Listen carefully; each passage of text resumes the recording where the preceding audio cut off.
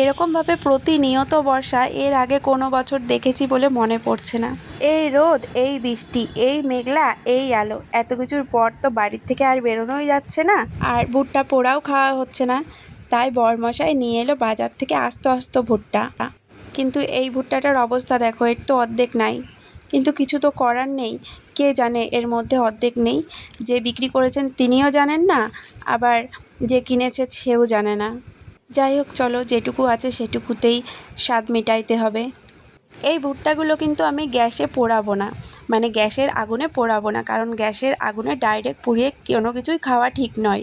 এই ভুট্টাটা যদি ভুট্টাওয়ালা মানে গাড়িতে ছাড়িয়ে বিক্রি করতে চাইতেন, কেউ কিনতো বলে মনে হয় না। কিনেই বা কী করবে, এর মধ্যে তো মানে অর্ধেকের বেশি নেই।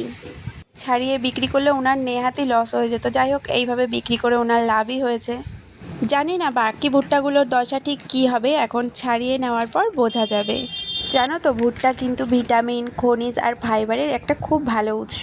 আর যারা চুলের সমস্যায় ভুগছো, চুল ঝরে যাচ্ছে, পড়ে যাচ্ছে, তারা বেশি বেশি করে ভুট্টা খাও, দেখবে চুল ঝরবে কম আর চুল হবে স্বাস্থ্যবান। এটা কিন্তু মজার কথা নয়, এটা কিন্তু একদম সত্যি কথা।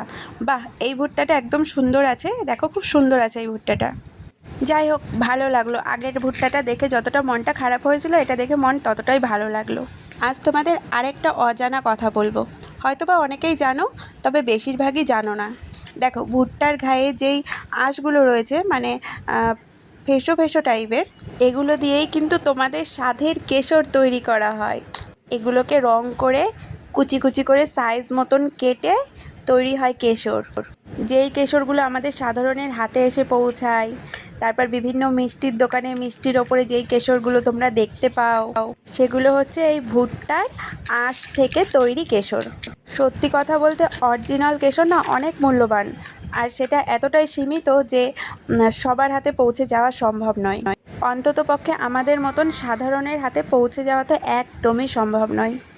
ওই ডুপ্লিকেট কেশর খাওয়ার থেকে বা কোনো কাজে ব্যবহার করার থেকে তোমরা এই আঁশগুলো রং করে কুচি কুচি করে কেটে নিতে পারো। ফল একই রকমের পাবে, অথচ খরচ কম। ফল বলতে ডুপ্লিকেট যেই ফল দেয় সেই ফলই পাবে।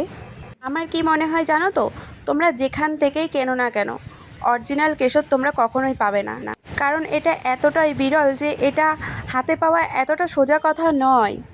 আর হাজার হাজার টাকা দিয়েও একে কেনা সম্ভব নয়, সেখানে 100-200 তো কী আর বলবো বলো। এই 3rd নাম্বার ভুট্টাটা দেখো, এটাও অতটা ভালো নয়, একটু মনে হয় পোকা পোকা ভাব দেখছি। যদিও বা দেখতে হবে যে পোকা কি সত্যি নাকি দাগ। ভুট্টার বীজগুলো যেহেতু ভালো আছে, আমি পুরোটা ফেলে দেব না, আমি একটু ভেঙে নেব। দাগি জায়গাগুলো ফেলে দিয়ে ফ্রেশটা কাজে লাগিয়ে নেব। মিষ্টি পাপা কিন্তু ভুট্টা খেতে খুবই ভালোবাসে।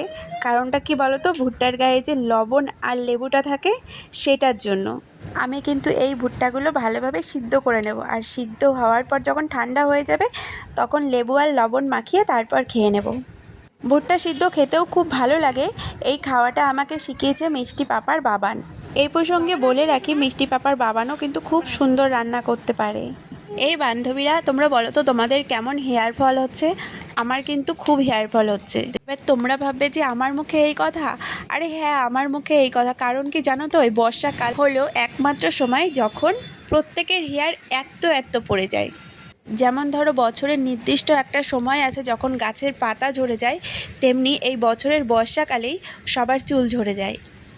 এই জন্য এই সময়টায় যতটা ভালোভাবে পারা যায় চুলটাকে শুকনো রাখতে হবে, আর ভুট্টা খেতে হবে। ভুট্টা, এই বর্ষাটা চলে যাওয়ার পর শরতের আভাস আসতে আসতেই নতুন চুল উঠতে শুরু করবে, আর সেই সঙ্গে চুলগুলো স্বাস্থ্য উজ্জ্বল হতেও শুরু করবে। তাই যাদের খুব বেশি পরিমাণে চুল উঠছে, তারা একদমই ভয় পেও না, নিশ্চিন্তে থাকো। এই তো বর্ষাটা চলে গেলেই আবার সব কিছু ঠিক হয়ে যাবে। বর্ষাকাল যে আসলেই চুল ঝরার দিন, যারা এটা জানতে না, তারা এবার থেকে প্রত্যেক বর্ষাকাল খেয়াল করবে, দেখবে এটাই সত্য। সত্যি কথা বলতে, চুল ঝরতে দেখলে সবারই কষ্ট লাগে, কিন্তু কষ্টটা আমার অনেকটাই বেশি লাগে, কারণ সারা বছর তো সেভাবে কিছু দেখি না, শুধু এই বর্ষার সময় যা ঝরে তাতে আমার অনেক বেশি কষ্ট হয়।